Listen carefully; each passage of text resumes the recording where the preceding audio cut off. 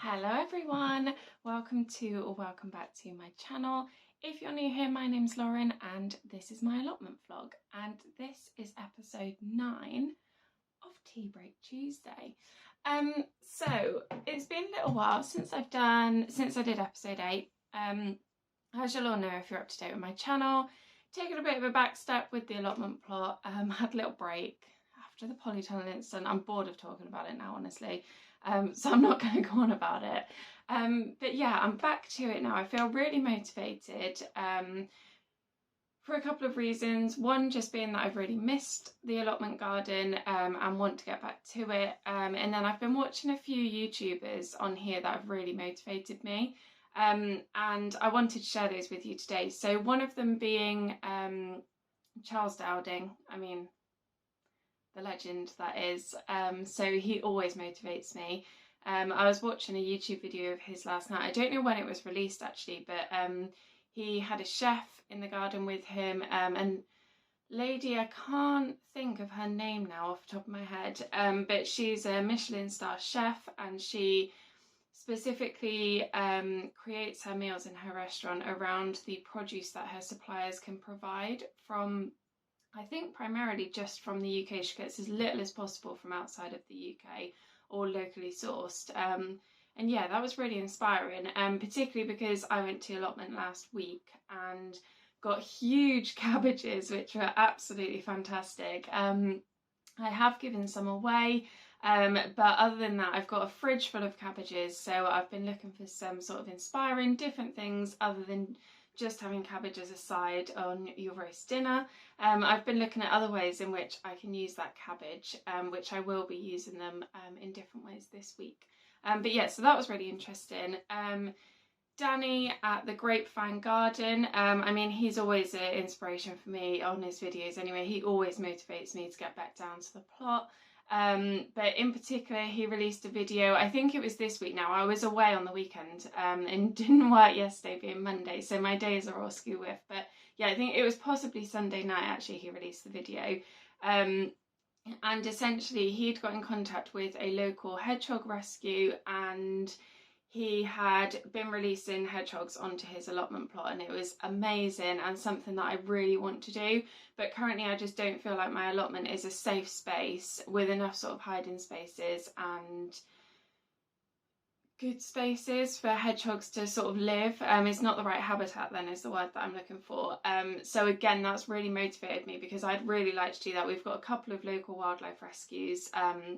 One in particular I know takes in hedgehogs. So I'd like to be able to have the opportunity to release hedgehogs onto my plot if they have any that need releasing somewhere different to where they were before.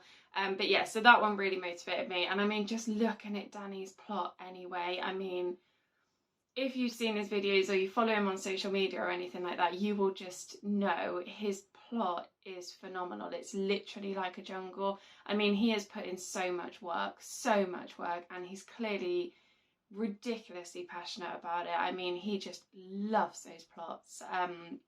But yeah, all his hard work has just really gone to show. And yeah, so that again motivated me to get down, sort out everything so I can focus on my wildlife area that I have left space for. But I think I'm going to do a second one behind the shed as well. But we'll see with that one. But yeah, that was a real motivator for me. And then one that I found this morning actually, I always get up and watch YouTube videos from the crack of dawn, usually from morning till night. There's always a YouTube video in the background. But yeah, it was a tiny garden, and her videos are just really cheery and nice and informative without being too much. And her last video is regarding blight actually. At the minute in her garden that she's been struggling with, and that was released 13 hours ago, so last night. But yeah, so do go check out all of those channels. Obviously some are an awful lot bigger than others, but they are all absolutely amazing and all deserve being watched, and I'm sure you'll learn something from them because they're all really interesting. But yeah, so where have I been recently? So Friday was the last video that I brought you. I filmed that and uploaded it in the same day because it was just sort of a as I filmed a video. I then went away for a couple of days and came back yesterday morning, and basically I was like, let's get down the allotment plot, and I didn't film because I just wanted to crack on, and I knew that I'd be down again this week at some point in order to film you a video for the end of this week. But yeah, so yesterday I went to B&Q actually on my way home. I did a click and collect order for some buckets, and the intention was that I was going to go to my local garden centre and buy my seed potatoes ready for sort of my winter harvest, and I want to grow them in buckets this time because I did them in the ground last time. My ground is really clay. I found it a bit of a pain to pull them all up. So yeah, I'm going to do buckets this time. So I bought 6, and yeah, I'm going to do potatoes in buckets. I've done them before, sort of just in the back garden in little containers, and they always worked out really well, even better than the ones that I did at the allotment. So hopefully they will turn out well again. What else did I do? I then went to my local garden centre and got my seed potatoes. I'll put up an image of the ones that I bought because I can't remember. I think it was javelins that I bought in the end, but they were 35p a seed potato. They had all the boxes ticked for every type of use that they're good for, so we'll see how they turn out. But yeah, I think I did just get 6 in the end, which is a little bit risky if it didn't come through, but it's not the end of the world. If one of them doesn't grow or has an issue, it's not the end of the world. I will use the bucket for something else. I do actually wish I'd bought more of those buckets now, thinking about it, because I'd like to do my carrots and things like that in containers with really, like, I can't think of the word, like sifted, but that's not the right word, compost, so it's really fine and light and airy for my carrots. But anyway, I can always go back and get them, it's only down the road. But yeah, so also from B&Q actually, they had their veg on half price because the plants were not in a good way. They all needed putting on by the looks of it. So I got a pepper plant from there. Again, I'll insert a video. I've put it into the allotment already, just straight into the ground. It was half price, it cost just over £2. It had a pepper on it already, and basically I'll just see if anything comes of it. Again, it's not the end of the world if it doesn't, but it will just be nice. Considering my pepper plants, when they were really small, they got absolutely devoured by slugs. Hopefully, because this one's a little bit bigger, it will be able to ward off the slugs, and it just needed basically a good water. I took off some of the dead leaves. So yeah, hopefully it will now spring back to life and give me some peppers just at the end of the season. I also then got some curled leaf parsley from my local garden centre, which I've just put in. I've done an impromptu sort of herb garden up the top by my shed because some mint appeared, and I don't know where it appeared from. I am going to keep a real good eye on it because I know it is invasive, so I will just be sort of cutting it back. I probably should put it in a pot. I will do that at some point, but I don't know where it's come from because I didn't plant it. So I'd imagine it's already in the ground and it's just doing its thing, and it's just appeared because it's summer. But yeah, so I've just popped the parsley in the end as well, up the top by the shed, by my, I think it's a blackcurrant bush, but I can't remember. I don't think it's blackberry. I think it's blackcurrant. Speaking of which, my fruit bushes, they're actually looking okay. So again, I bought those from a garden centre this year. I think it was my local one, just like sort of independent garden centre. I can't even remember what bushes I bought now, and I'd put the labels on them and they've all sort of been rained off. So yeah, we will come to see. But if you watch my video from Friday, you will see that one of my fruit bushes had grown a really long stem, and then it had rooted into the ground, and I didn't realise it had rooted. I thought it was just stuck under something, so I pulled it out by the root. Now I've snipped that off, and the root end I have just put back in the ground. See if it does anything, see if it grows an extra bush. If it does, all the better. My cabbages I've already mentioned, and you saw those Friday. Yesterday I then took the netting off my strawberry bed and pulled out all of the thistles. I think the thistles had landed in that bed because they were really bad on my neighbour's side and were coming over to my side, so I think they've just dropped into my bed and then grown. So yeah, I've taken the thistles out of that bed and it looks so much better. My strawberry plants are actually really big, so hopefully I'll get some more strawberries off those before the end of the season. I did net it back over. I weeded the long bed that I've got. It had all of the sort of, I think it's couch grass in it. So I weeded all of that, just pulled them all out and then left them on the top of the bed. Now, I'm sure there's going to be some controversy regarding this. I did it on the path, I just left the couch grass down, purely out of trying to do it quickly, so I was just pulling them and dropping them. Now, there is a risk for stuff that has big roots, there's a risk that it could reroot if you leave it on top, and there's also a risk that if it's got seeds on it, then they're going to drop into the path and regrow. Now, the couch grass that I've seen on my plot hasn't got any seeds on it, and the sun has been absolutely blazing, it's been gloriously warm. So I think they're going to completely die off before they get any chance of rerouting. We will see, only time will tell. I don't think they're that sort of plant where they are going to reroot, but we will see. I will learn my own lessons on that one. So yeah, I did the same when I pulled them all out of the bed, I just left it on top. So it still doesn't look 100% at the minute, it doesn't look great, but the weeds have actually stopped growing and hopefully they'll die back, and then hopefully what they'll do is just put the nutrients back into the soil. Any that they've taken up, they'll put back.